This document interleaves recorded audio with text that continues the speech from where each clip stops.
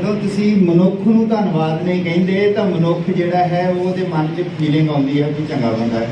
ਤੇ ਜਦ ਪ੍ਰਭੂ ਤੁਹਾਡੇ ਲਈ ਕੁਝ ਕਰਦਾ ਹੈ, ਤੁਹਾਨੂੰ ਜਦ ਉਹ ਚੰਗਾ ਕਰਦਾ ਹੈ ਤੇ ਤੁਹਾਡਾ ਫਰਜ਼ ਬਣਦਾ ਹੈ। ਗਵਾਹੀ ਦਾ ਕੀ ਮਤਲਬ ਹੁੰਦਾ ਹੈ? ਫਿਰ ਅਸੀਂ ਉਹਨੂੰ ਧੰਨਵਾਦ ਕਹਿੰਦੇ ਕਿ ਪ੍ਰਭੂ ਦੀ ਬੜੀ ਮਹਿਮਾ ਹੋਵੇ, ਪ੍ਰਭੂ ਦੀ ਕਿਰਪਾ ਹੋਈ ਹੈ, ਮੈਂ ਚੰਗਾ ਹੋ ਗਿਆ। ਤੇ ਪ੍ਰਭੂ ਫਿਰ ਖੁਸ਼ ਹੁੰਦਾ ਹੈ। ਤੇ ਜੇ ਤੁਸੀਂ ਇੱਕ ਵਾਰੀ ਉਹਨੇ ਚੰਗਿਆਈ ਤੁਹਾਨੂੰ ਦੇ ਦਿੱਤੀ, ਇੱਕ ਵਾਰੀ ਤੁਹਾਡੇ ਨਾਲ ਭਲਾਈ ਕਰ ਦਿੱਤੀ, ਤੇ ਤੁਸੀਂ ਫਿਰ ਉਹਦਾ ਮੁੜ ਕੇ ਧੰਨਵਾਦ ਹੀ ਨਹੀਂ ਕਰਦੇ ਹੋ, ਤੇ ਉਹ ਕਿੱਦਾਂ ਕਰੇਗਾ? ਫਿਰ ਕਿੱਦਾਂ ਕਰੇਗਾ? ਉਹ ਫਿਰ ਕਰੇਗਾ ਨਹੀਂ। ਉਹ ਕਹੇਗਾ ਬੰਦਾ ਜਿਹੜਾ ਹੈ ਇਹਨੂੰ ਪਤਾ ਨਹੀਂ ਕੁਝ ਵੀ। ਪ੍ਰਭੂ ਤੁਹਾਡੀ ਇੰਟੈਲੀਜੈਂਸੀ ਦੇ ਨਾਲ ਡੀਲ ਕਰਦਾ ਹੈ, ਤੁਹਾਡੀ ਸਮਝਦਾਰੀ ਦੇ ਨਾਲ ਪ੍ਰਭੂ ਡੀਲ ਕਰਦਾ ਹੈ। ਜੇ ਤੁਸੀਂ ਉਦਾਂ ਹੀ ਨਿਰਬੁੱਧਾ ਵਾਂਗੂ ਉਦਾਂ ਹੀ ਤੁਸੀਂ ਉਹ ਕੁਝ ਕਰੀ ਜਾਂਦੇ ਹੋ ਤਾਂ ਉਹਦਾ ਕੋਈ ਮਤਲਬ ਨਹੀਂ ਹੁੰਦਾ ਜੀਵਨ ਦੇ ਵਿੱਚ। ਤੁਸੀਂ ਜੋ ਕੁਝ ਵੀ ਕਰਨਾ ਹੈ ਉਹਨੂੰ ਬੁੱਧ ਨਾਲ ਕਰਨਾ ਹੈ।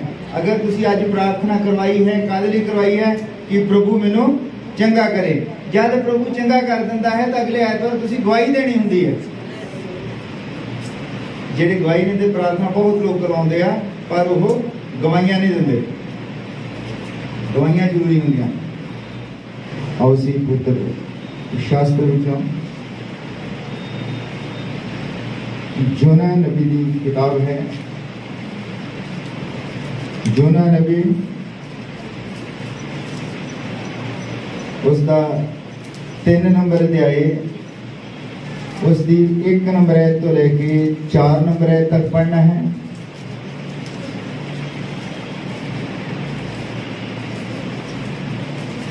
जोना नबी उसका 3 नंबर अध्याय उसकी 1 नंबर आयत तो लेके 4 नंबर आयत तक। हाँ मिल गए सारे? हाँ मैं पढ़ दूंगा हूँ थोड़े लिए। जोना नबी की किताब है, उसका 3 नंबर अध्याय उसकी 1 नंबर आयत तो लेके 4 नंबर आयत तक। यहोवा दी बाणी दूजी बार जोना नूं आई कि उठ उस ਵੱਡੇ ਸ਼ਹਿਰ ਨੀਨਵਾ ਨੂੰ ਜਾ ਅਤੇ ਉਸ ਨੂੰ ਇਸ ਗੱਲ ਦਾ ਪ੍ਰਚਾਰ ਕਰ ਜਿਹੜੀ ਮੈਂ ਤੈਨੂੰ ਦੱਸਦਾ ਹਾਂ। ਤਦ ਜੋਨਾ ਯਹੋਵਾ ਦੇ ਆਖੇ ਅਨੁਸਾਰ ਉੱਠ ਕੇ ਨੀਨਵਾ ਨੂੰ ਗਿਆ। ਨੀਨਵਾ ਇੱਕ ਬਹੁਤ ਹੀ ਵੱਡਾ ਸ਼ਹਿਰ ਸੀ ਜਿਹਦੇ ਵਿੱਚ ਦਾ ਪੈਂਡਾ 3 ਦਿਨਾਂ ਦਾ ਸੀ। ਸੋ ਜੋਨਾ ਸ਼ਹਿਰ ਵਿੱਚ ਵੜਨ ਲੱਗਾ ਅਤੇ 1 ਦਿਨ ਦਾ ਪੈਂਡਾ ਕੀਤਾ। तद उन्हें पुकारिया अते आख्या होर 40 दिनों नूं नीनवा ढाया जाएगा। प्रभु अपने इस पढ़े गए वचन देते आशीष देवे, बरकत देवे। और उसी दुआ करते हैं। प्रभु यीशु मसीह तेरा धन्यवाद करते हैं इस पुत्र वचन दे लिए। पिता जब तेरा वचन खुल चुका आ चुका है, असी दुआ करते हैं पिता तू अपनी समझ भी दे ताकि साडी समझ विच आवे। तू कृपा कर संभाल के सब कुछ तेरे हाथ में। तो कृपा कर, दया कर, संभाल ये दुआ तो यीशु मसीह के नाम में। धन्यवाद। मैं और दूसरा बैठ सकते हैं।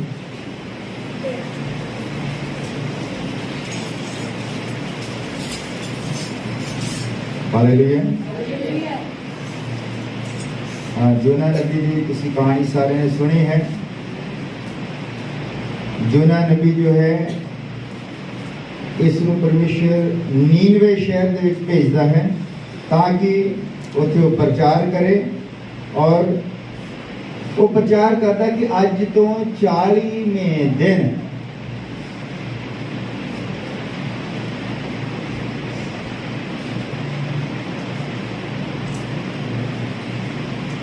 ਨੀਨਵਾ ਸ਼ਹਿਰ ਢਾਇਆ ਜਾਵੇਗਾ। ਅਸੀਂ ਉਹਨੇ ਦੇਖਣਾ ਕਿ ਨੀਨਵੇ ਸ਼ਹਿਰ ਦਾ ਕੀ ਕਸੂਰ ਹੈ। ये नीनवा शहर नूं क्यों ढाया जाएगा? ये नीनवा शहर जो है ये अशूर की राजधानी है। अशूर एक शहर है, वो दी ये राजधानी है नीनवा शहर। असी हुण देखना है कि ये आया कितों है। नीनवा परमेश्वर नूं क्यों ढाउणा चाहुंदा है? असी उत्पत्ति का 10 नंबर अध्याय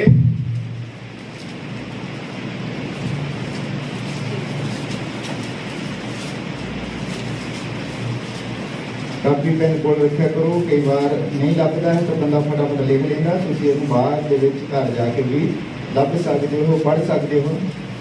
ਉਤਪਤ ਉਹਦਾ 10 ਨੰਬਰ ਅਧਿਆਇ ਹੈ। ਉਹਦੇ ਵਿੱਚ ਅਸੀਂ ਦੇਖਦੇ ਹਾਂ ਕਿ ਜਿਹੜਾ ਨੂਹ ਨਬੀ ਸੀ, ਜਦ ਪਰਮੇਸ਼ਵਰ ਨੇ ਇਸ ਧਰਤੀ ਨੂੰ ਪਾਣੀ ਦੇ ਵਿੱਚ ਡੁਬੋ ਕੇ ਖਤਮ ਕੀਤਾ ਔਰ ਉੱਥੇ ਉਹਨੇ 8 ਜਾਨਾਂ ਬਚਾਈਆਂ ਔਰ 8 ਜਾਨਾਂ ਦੇ ਵਿੱਚ 3 ਉਹਦੇ ਪੁੱਤਰ ਸੀ, 3 ਉਹਦੀਆਂ ਨੂੰਹਾਂ ਔਰ 2 ਜਣੇ ਉਹ ਆਪ ਸੀਗੇ। ਔਰ ਉਹਨਾਂ ਦੇ ਵਿੱਚ ਇਹ ਜਿਹੜੇ ਉਹਦੇ 3 ਪੁੱਤਰ ਸਨ, ਉਹਦੇ ਵਿੱਚ ਇੱਕ ਪੁੱਤਰ ਸੀ, ਉਹਦਾ ਨਾਮ ਸੀਗਾ ਹਾਮ। ਔਰ ਜਿਹੜਾ ਹਾਮ ਸੀ ਉਹਦੇ ਤੋਂ 20 ਅੱਗੇ ਪੁੱਤਰ ਸਨ। ਅਸੀਂ 6 ਨੰਬਰ ਆਇਤ ਤੋਂ ਪੜ੍ਹਦੇ ਹਾਂ। हाम के पुत्र कूश और मिस्राइम और पूड और कनान सन। कूश के पुत्र सबा और हवीला और सबदा और रामा अते सबका सन अते रामा दे पुत्र सबा और दादान सन। कूश तो निमरोद जमया। हुण जेड़ा हाम दा पुत्र कूश सी, ओदा पुत्र कौन सी? निमरोद। वो धरती उत्ते एक सूरबीर होने लगा। वो यहोवा दे अगे एक बलवंत शिकारी सी। इसलिए कहा जाता है कि निमरोद वर्गा यहोवा दे अगे बलवंत शिकारी। इन्हें हुण कीता की है? 10 नंबर आयत ओदी बादशाही का आरंभ बाबल और अर्क और अकद और कलने शिनार दे देश विच होया सी। वो देश तो उस देश तो अशूर निकलिया अते उसने नीनवा और रहो बेत ईर और कला नूं बनाया। केड़ा देश सी? अशूर देश। अते उन्हें नीनवा, इत्थे तुहानूं पता लगता है कि नीनवा शहर जिथे प्रभु ने जुना नबी नूं भेजिया सी। और प्रभु उन्होंने खत्म क्यों करना चाहता है कि जिहड़ा नीनवा शहर है ਇਹਦੇ ਵਿੱਚ आ जिहड़ा निमरोद ने इस शहर ਨੂੰ ਬਣਾਇਆ ਸੀ। निमरोद ने जिन्ने भी शहर बनाए उन्हां शहरां ਦੇ ਵਿੱਚ ਜਿਹੜੀ ਭਗਤੀ ਹੁੰਦੀ ਸੀ, निमरोद ਦੀ ਹੀ ਭਗਤੀ ਹੁੰਦੀ ਸੀ। निमरोद ने ही ਆਪਣੇ ਆਪ ਨੂੰ ਪਰਮੇਸ਼ਰ ਦੀ ਜਗ੍ਹਾ ਤੇ ਰੱਖਿਆ। ਹਾਲੇਲੂਇਆ। ਤੁਸੀਂ ਪਿੱਛੇ ਇਸ ਤੋਂ ਪੜ੍ਹ ਸਕਦੇ ਹੋ ਕਿ निमरोद ने ਕੀਤਾ ਕਿ उसने शिनार देश का जो मैदान सी ਉਹਦੇ ਵਿੱਚ ਇੱਕ ਬਹੁਤ ਵੱਡਾ ਬੁਰਜ ਬਣਾਉਣਾ ਚਾਹਿਆ और कहता है कि ये जो बुर्ज है ये परमेश्वर स्वर्ग तक पहुंचे। दरअसल ਉਹਦੇ मन की इच्छा सी कि मैं परमेश्वर दे तुल होवां। ये इच्छा ਜਿਹੜੀ ਆ ਉਹਦੇ ਵਿੱਚ आई कितों सी? जब ਅਸੀਂ देखते हैं कि जब शैतान ਜਿਹੜਾ जब स्वर्ग ਦੇ ਵਿੱਚ ਸੀਗਾ ਤੇ ਉਹ ਦੇਖਦਾ ਸੀਗਾ ਕਿ ਉੱਥੇ परमेश्वर ਦੀ ਭਗਤੀ किस तरह हो रही है। हालेलुया। परमेश्वर की भक्ति हो रही है, परमेश्वर के उत्थे दूत हैं और सब कुछ परमेश्वर का उत्थे राज है। वो देख के वो मन दे विच आया कि मेरा भी इस तरह का राज होवे, मैं भी इदा ही अपनी भक्ति करा। और जब वो मन दे विच इहो आया तो परमेश्वर ने उसनूं चुक के धरती के उत्ते सुट दिता। हालेलुया। ਅਤੇ युद्ध लड़िया गया। मिकाएल ने ਉਹਦੇ ਨਾਲ युद्ध लड़िया और उसनों स्वर्ग तो धरती के उत्ते सुट दिता गया। जब वो धरती के उत्ते सीगा वो एक आत्मा वांगू फिरदा सी। आत्मा वांगू। शैतान अपने आप कुछ भी नहीं करता है। शैतान नूं धरती के उत्ते कुछ करन दे लई कोई देह चाहिदी हुंदी है, कोई शरीर चाहिदा हुंदा है। पर जिस भी शरीर को उसने लिया है उन्होंने बाद में खत्म कर दिया। असीं अगे जाके देखेंगे। हुण इत्थे है कि नूह जिहड़ा है इहदी वंशावली दे विचों सेम हाम ते जफेत आए और हाम की वंशावली दे विचों निमरोद आया और निमरोद ने एक देश विछाया और उसका अशूर। उस देश के विच उन्हें एक राजधानी बनाई जिसका नाम सी नीनवा। और राजधानी की होंदी है उत्थे हर एक सुख सुविधा होंदी है। राजधानी जिहड़ी होंदी है सारा कुछ उत्थों ही कंट्रोल विच चलता है। और वो राजधानी के लोग जिहड़ी भगती करते थे वो निमरोध की करते थे। और परमेश्वर जिहड़ा वो अणखी परमेश्वर है, क्योंकि उसका वचन है कूच 20 और उसका 3 नंबर अध्याय 5 दे विच लिखा है कि मेरे सन्मुख तेरे लिए कोई दूजा देवता ना हो। और जब ये नीनवे शहर के लोग, नीनवा जिहड़ा सीगा इस्राएल का सब तो बड़ा दुश्मन देश है, सब तो बड़ा अशूर जिहड़ा है। तुसी देखते हो कि जिन्ने भी राजे उत्थे आउंदे अशूर तो आउंदे चढ़ाई करते हैं और इसराइल नूं लुट के ले जाते हैं। और ये ही राजधानी है नीनवा। और परमेश्वर ने ये फैसला लिया कि एक दिन वो नीनवे शहर नूं धरती दे उत्तों उड़ाते ही सुटेगा, मतलब कि धरती की गहराई दे विच चला जाएगा, उत्ते वो नामो निशान उहदा मिटा देगा। और ये जदों वचन उहदे कोल आउंदा है जुना नबी दे कोल, ते जुना नबी जिहड़ा है उत्थे जाण तो इनकार कर दिंदा है। जुना नबी जानदा सी कि ये परमेश्वर दयालु है, ये कृपालु परमेश्वर है, ये जल्दी मन जाने वाला परमेश्वर है। जे उत्थे दे लोकां ने तौबा कर लई तां इन्ने उहनां नूं खत्म नहीं करना। ये जानदा सी अपने अंदरले पासे। फिर भी परमेश्वर ने कहा कि तू जा प्रचार कर उते कि अज तो 40 दिन बाद नीनवा शहर जिहड़ा है वो खत्म कर दिता जाएगा। जब चल जाता उत्थे प्रचार करता है, जब प्रचार करता है तो उत्थे एक दिन का पैंडा करता है पूरे शहर नूं। जे उहदा घूमना होवे 3 दिन का सफर है। एक दिन के सफर दे विच इन्हें उत्थे प्रचार किया। इन्हें कहा भी परमेश्वर तुहाडे तो दुखी है, अज तो 40 दिन बाद नीनवा शहर जिहड़ा खत्म कर दिता जाएगा। और ये गल लोकां दे जदों लोकां ने सुनी, और ये गल जदों उत्थे दे राजे ने सुनी, और वो अपने तखत तो अपने उन्हें कपड़े फाड़े और स्वाद विच बैठ के उसने पश्चाताप किया और एक हुक्म जारी किया कि तुहाडा माल डंगर बच्चे कोई भी कुछ भी ना खावे पीवे। उन्होंने 40 दिन का वर्त रख लिया। जिहड़े हुण अजकल वर्त रख रहे ये वर्त नहीं, उन्होंने 40 दिन का वर्त रख लिया। क्योंकि जो परमेश्वर है, परमेश्वर नूं मनाउण दा इक्को ही एक तरीका है कि तुसी अपने गोड्यां भार हो जाओ, ਉਹਦੇ ਅੱਗੇ पश्चाताप करो और वर्त रख के प्रार्थना करो। वो मन जाता है कुछ भी धरती के उत्ते असंभव नहीं, कुछ भी सानू प्रार्थना करनी होती है। बस जब सानू कुछ भी औखा लगता है, वो औखा कुछ नहीं, वो साडी प्रार्थना ही औखी होती है। सानू प्रार्थना ही नहीं करनी होती, असीं प्रार्थना नहीं कर पाते। जिहड़े परिवारां दे विच कलेश हैं, परिवारां दे विच जिहड़े झगड़े हैं, सफोकेश हैं, एक ही है कि तुसी रोजा रख के प्रार्थना नहीं करो। एक कोई पासे नहीं होंदी है, एक पासे बंदा करी जाए, ये दूजे पासे भी होंदी है। हालेलुया। जब तुसी चाहते हो कि कोई परिवार बिल्कुल सही रहे, इकट्ठा रहे, तो फिर दोनों ने ही प्रार्थना करनी है। एक कोई जना प्रार्थना करी जाएगा फिर कुछ नहीं होता। ये दर्श है कि है शैतान भी धरती के उत्ते अपना राज स्थापित करना चाहता है, और वो अपने वल लोगों को लेके आना चाहता है। जो लोग ओदी वल नहीं जाते उन्होंने वो मार देना चाहता है, क्योंकि शैतान अपना राज स्थापित करना चाहता है।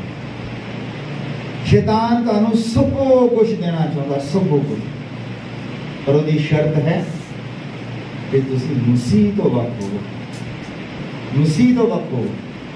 क्योंकि आदम और हवा ने सब कुछ पा लिया,